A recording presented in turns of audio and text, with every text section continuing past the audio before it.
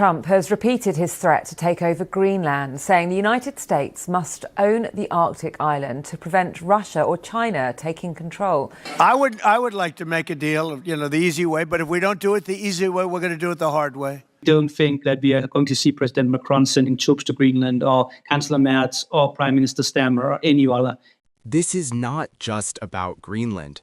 This is a warning about the direction global power is moving and how fragile the rules really are. U.S. President Trump's threats to annex Greenland are straining transatlantic ties. For decades, the world convinced itself that territorial conquest was over, that borders were fixed, that alliances meant protection, that powerful nations no longer spoke openly about taking land by force. But today, that belief is cracking, not because of chaos in the developing world, but because of statements coming directly from Washington. We are going to do something on Greenland, whether they like it or not. We don't do it. Russia or China will take over Greenland, and we're not going to have Russia or China as a neighbor. Donald Trump is no longer hinting. He is no longer floating abstract ideas for headlines. He is openly talking about annexing Greenland, a European territory, and he is doing it with language that sounds less like diplomacy and more like an ultimatum. I'm a fan of Denmark too, I have to tell you, and they've been very nice to me. When Trump says he prefers the easy way but is prepared for the hard way, that is not negotiation language. That is coercion. I would like to make a deal, the easy way, but if we don't do it the easy way, we're going to do it the hard way. And what makes this moment truly unsettling is not just what he is saying, but where he is saying it from. The White House, the very institution that claims to uphold the international order. The same system that lectures the world on sovereignty and rules is now casually testing how flexible those rules really are. Reports indicate that officials are openly exploring methods to bypass Denmark altogether. Greenland should be part of the United States. The president has been very clear about that. One of the most controversial ideas involves direct cash payments to Greenland's population. Not aid packages, not investment programs, but individual payouts meant to influence political outcomes. Tens of thousands of dollars per person. A transactional approach to sovereignty itself. That is not diplomacy, that is pressure economics. And while these financial tactics raise alarms across Europe, the military dimension raises something far more serious. Because Greenland is not just a distant island, it is already integrated into America's military architecture. We're not going to have Russia or China occupy Greenland, and that's what they're going to do if we don't. So we're going to be doing something with Greenland, either the nice way or the more difficult way. The United States maintains a major military base on Greenlandic territory, a base that plays a critical role in missile warning systems, space surveillance, and Arctic defense. Under long-standing agreements, American forces there operate with limited application of Danish law. This is not symbolic presence. This is operational dominance, which leads to a deeply uncomfortable question. If American troops are already stationed there, what exactly would taking Greenland even require? Military analysts quietly admit what officials rarely say out loud. Greenland is vast, sparsely populated, and lightly defended. There is no large standing army, no dense population centers capable of sustained resistance.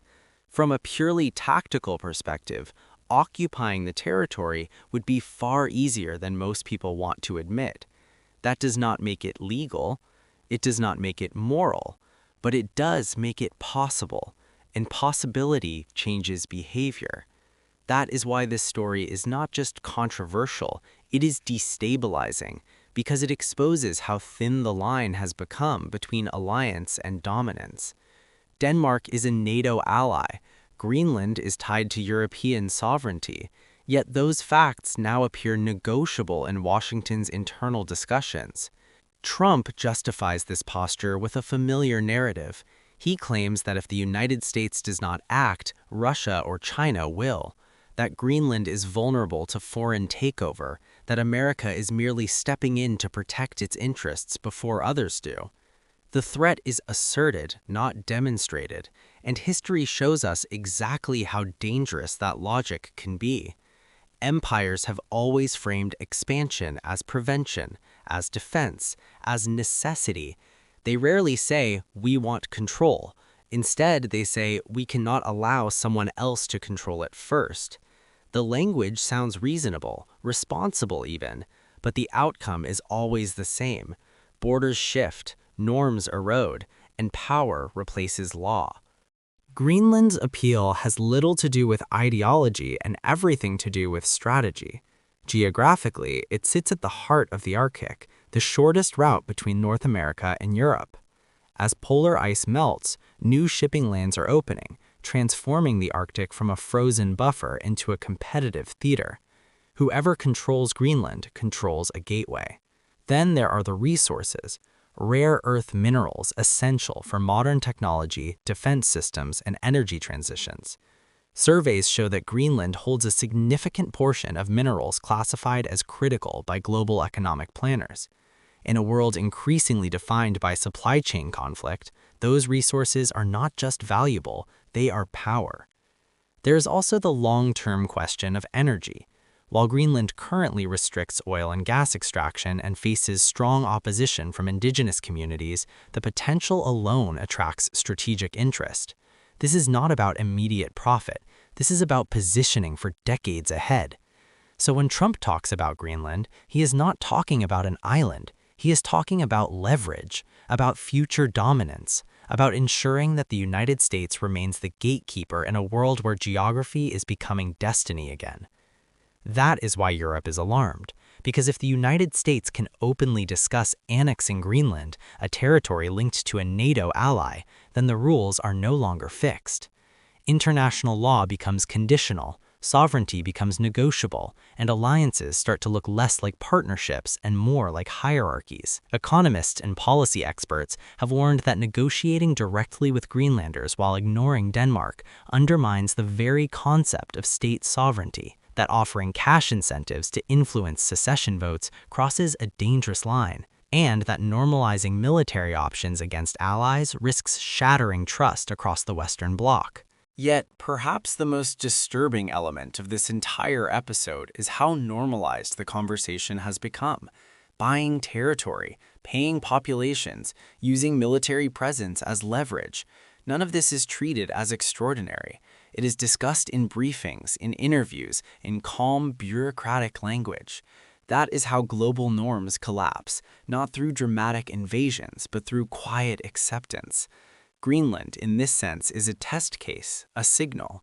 If this approach is tolerated here, it sets a precedent elsewhere. Today, it is the Arctic. Tomorrow, it could be energy corridors, strategic islands, or critical choke points. The logic does not contain itself once unleashed, and that leaves the world facing a deeply uncomfortable question. If the country that claims to defend the rules-based international order begins to treat those rules as optional, then who enforces them? If sovereignty depends not on law but on military reach and economic pressure, then what protection do smaller nations truly have? This is not just a Trump story, it is a system story, a moment that reveals how quickly power can override principle when interests are framed as existential. Greenland may never be annexed, these plans may never move beyond discussion, but the damage is already done. Because once ideas like this are spoken aloud, once they are debated seriously, they do not disappear quietly. They linger, they normalize, and they wait for the next opportunity.